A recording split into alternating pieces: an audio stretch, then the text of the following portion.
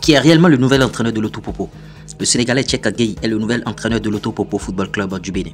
Le titulaire de la licence UEFA Pro devrait ramener le club au plus haut niveau national avec la reconquête du titre local et retrouver l'Afrique.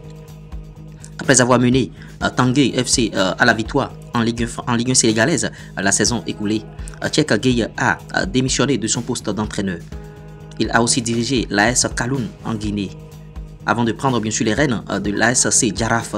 Pendant son mandat à l'ASC Djaraf, il a remporté bien sûr la Coupe de la Ligue et conduit l'équipe de la Médina en quart de finale de la Coupe CAF. Il a ensuite eu un second passage au stade de Mbou entre août 2022 et février 2023. Il a été également adjoint de la sélection locale des Lions de la Teranga du Sénégal. Voilà, il débarque bien sûr à l'Autopopo. Est-ce qu'il fera une grosse saison au sein des Loto Boys? En tout cas, le temps nous le dira.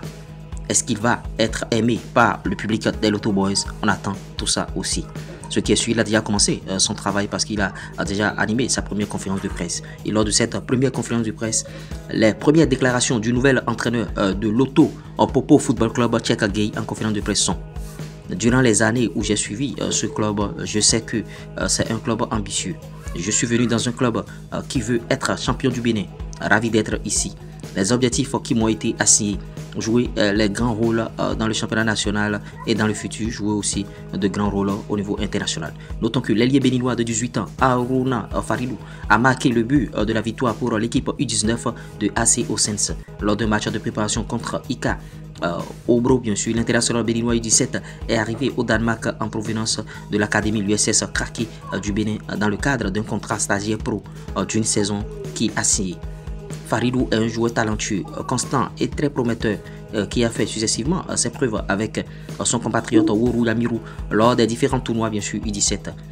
Vous voyez, en déplacement à Bakou en Azerbaïdjan, le champion de Bulgarie s'est imposé 2-1 contre Karabakh bien sûr dans le cadre du match aller du troisième tour préliminaire de la Ligue des champions de l'UEFA.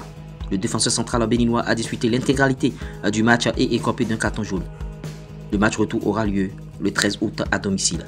Olivier Verdon a disputé 5 matchs, donc 4 titularisations au cours de cette saison. On espère que Olivier Verdon fera tout son possible pour maintenir sa place de titulaire. Likez, partagez, abonnez-vous. A tout de suite.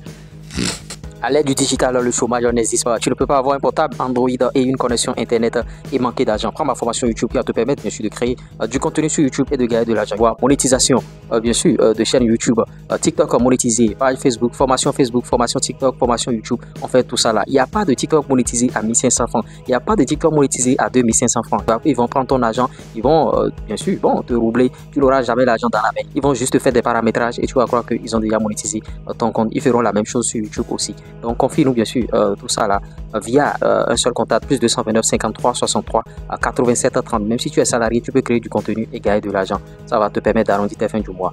Et tu n'es pas forcément obligé de t'afficher.